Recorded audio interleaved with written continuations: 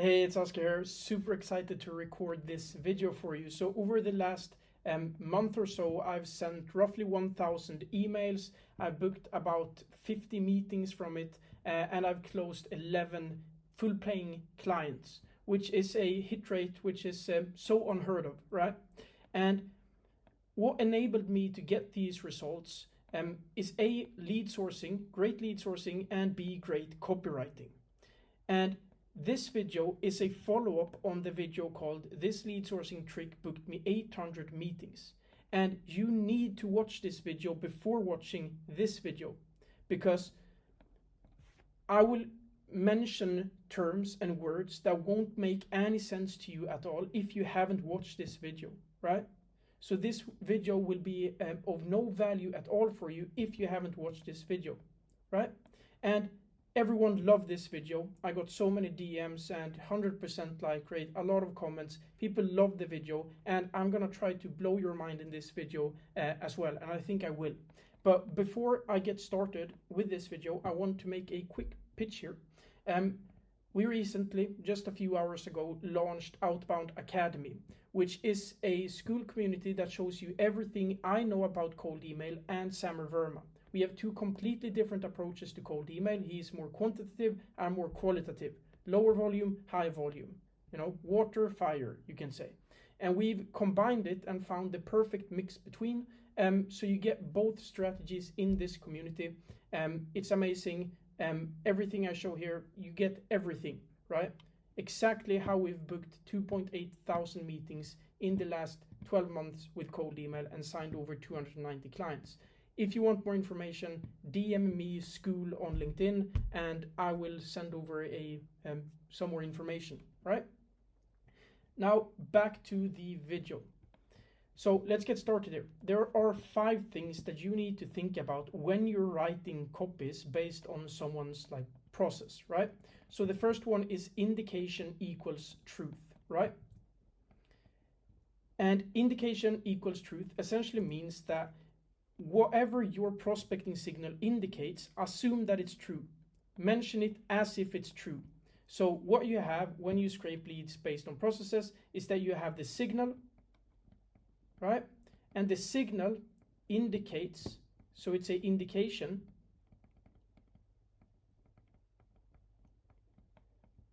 what process someone is using, right? So we can actually remove this in the middle here, right? Your signal indicates what process someone is using. And what you want to assume is that the process here is truth.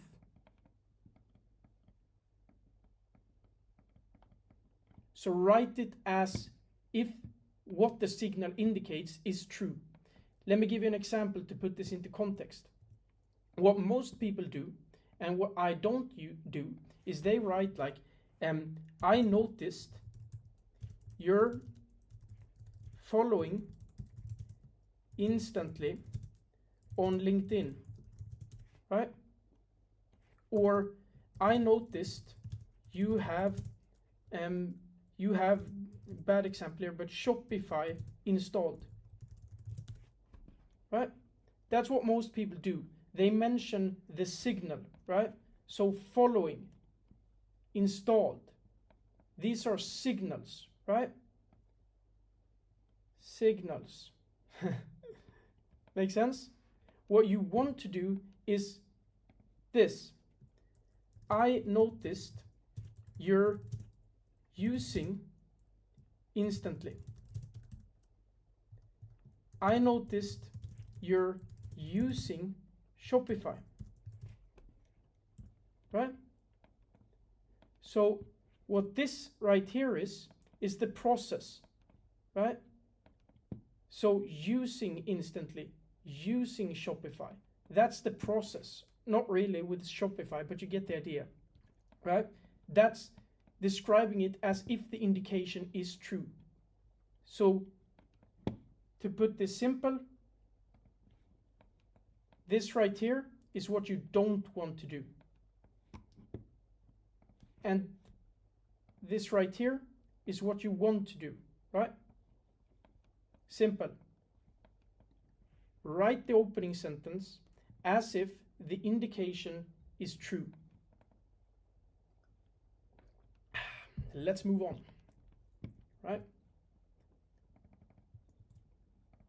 Discrete and indirect. Now, I don't know if I've misspelled discrete here, maybe. Discrete and indirect, right?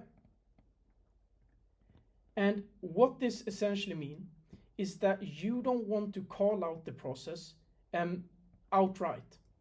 So I'm going to type this here. Don't call out the process / signal outright.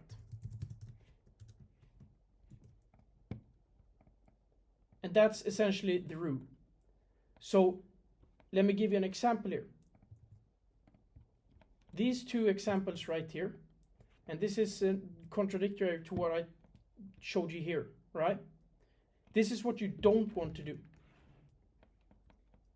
This right here.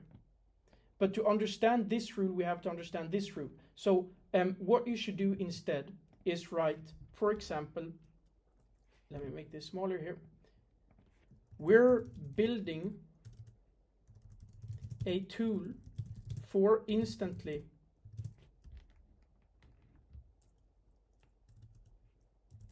users, or we're working with Shopify brands, right? So call it out indirectly and discreetly. Don't mention it outright, like I noticed you're using Shopify, or I noticed you're using instantly. It sounds so like templated, and everyone starts their email like that. Everyone starts with a observation. I noticed, I saw, I found, we. You get the idea, right? You don't want to fall into that category. In a nutshell, don't do this, right? Do this.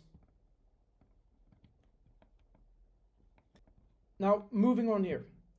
Don't mention features, right? Don't mention features. And this is very important, guys. And I've talked about this a lot of times before, right? And here is why. I've never really explained why in a good way until now, because I just cracked it. Yeah, it just snapped in my head, right? So don't mention features. You want to mention outcomes, benefits, and results. Do not mention features. And features are like Facebook ads, Google ads, SEO, cold email. What else do we have? YouTube, editing, thumbnail design, marketing, AI. All of these things are features. Don't mention features. Don't mention any of it. Focus on outcomes, benefits, and results. So essentially, increased appointment booking rate. You have more appointments, you have more leads, more opt-ins, more revenue, more profits, right? And the reason for this is that questions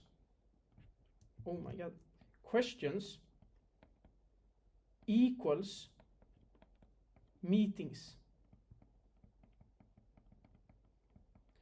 And I can actually translate this here. So what I mean by meetings is really just action. Question equals action, right? And features, on the other hand, like how something works. So features eliminates questions, right? So think of it in school. When you don't understand something, that's when you raise your hand and ask questions. When you understand it, you sit quiet with your hands down, nodding your head, right? So why would someone book a meeting with you if they know exactly what you're doing? The point of the sales call is to explore, is to understand questions. And then you might think, well, why not just answer the questions before the call and then they're more qualified, blah, blah. But the problem with doing that is that you can't handle their objections over email, right? They say yes or no, this is not interesting, this is interesting. They can just ignore you. But when they're on a meeting with you, you can use your sleazy sales tactics and manipulate them into buying from you. You can handle their objections, tackle their objections, they will tell you what's wrong, right? But so you explain how it works, features on the meeting.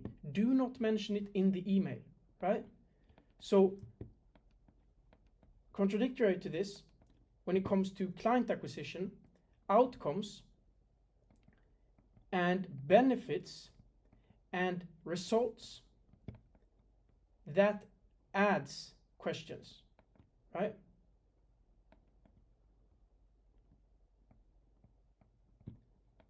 So outcomes, benefits, and results, that adds questions, that creates questions. If I tell you, I can help you sign 20 high-ticket paying clients in 2 months without risk, then you're like, well, how? How, right? Okay, send over the video, right? If I tell you, I can help you sign 20 high-ticket paying clients in the next 2 months with Facebook ads, then it's like, nah, I've tried it before, it didn't work, it won't work this time, right? So features leads to inaction, essentially. Their language.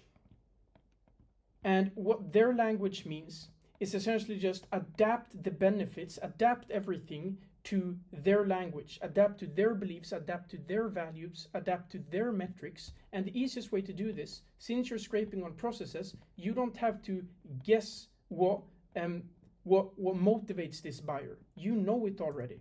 If their current process, so if their process is cold email, then you know that what motivates this person right here, that would be like reply rates, positive reply rates, right? Meetings. You would know,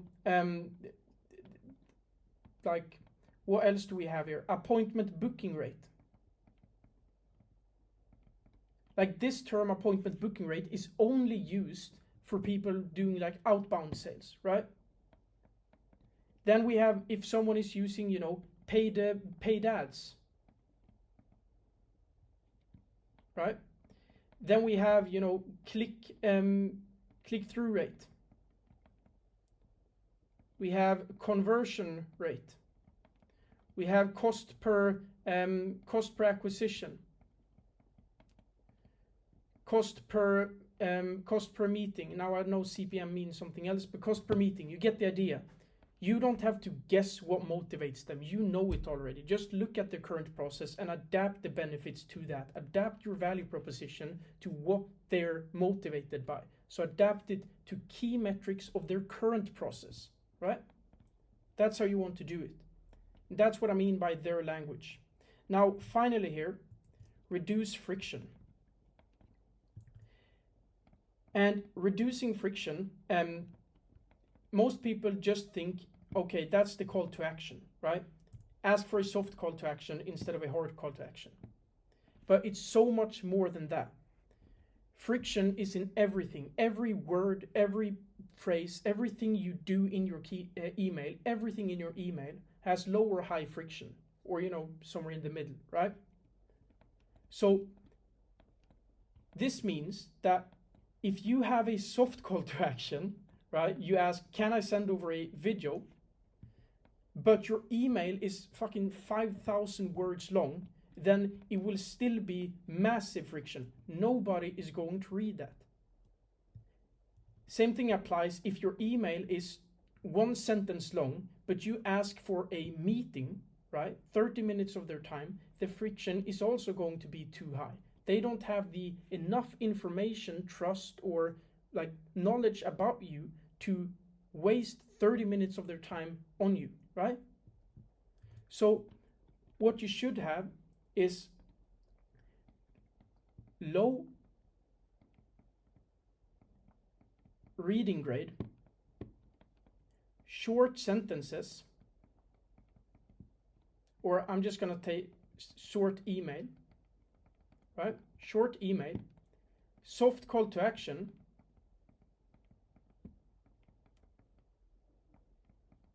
You want a closed question, so closed CTA.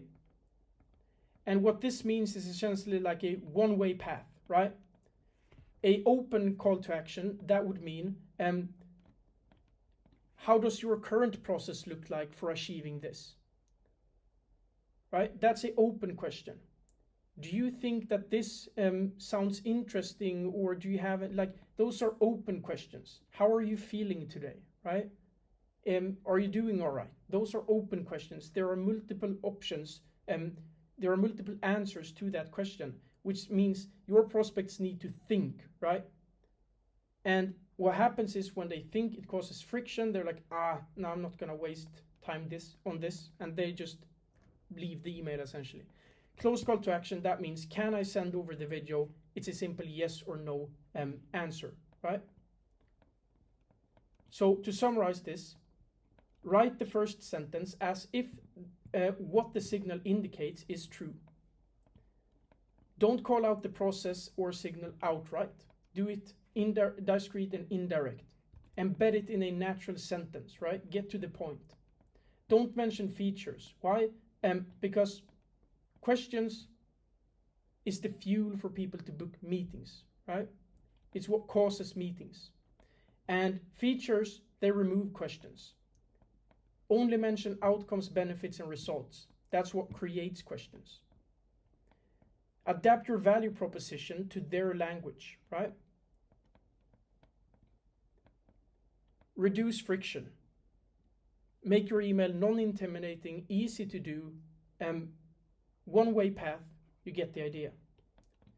Now, that's it for this video. And if you thought that this was valuable, I have a 1-hour video in our community that shows you how to put everything of this into play, how to write copies using these strategies. And these are 5 of the strategies. These are 5 of the components, right? In the model, there are between, I think, 26 of these rules, all equally as important, right?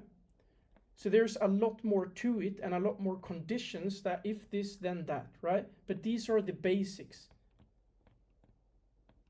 So if it sounds interesting, if you want to join the community, it's $400 per month. We have 2 weekly coaching calls for now. We will add more as we go. We have a bunch of courses with a lot of modules inside them. So if I just show you one of the modules in here, you have like this right here. Here you have a module. Well, it keeps on going, right? Then we have video frameworks and scripts, like how to create videos that convert with examples, right? Bunch of examples, copywriting library, follow-ups, scrape leads based on signals, right? There is so much to it, and I'd be super happy to have you on board. But anyways, if you want more information about it, then send me a DM on LinkedIn. But anyways, that's it for me, and cheers.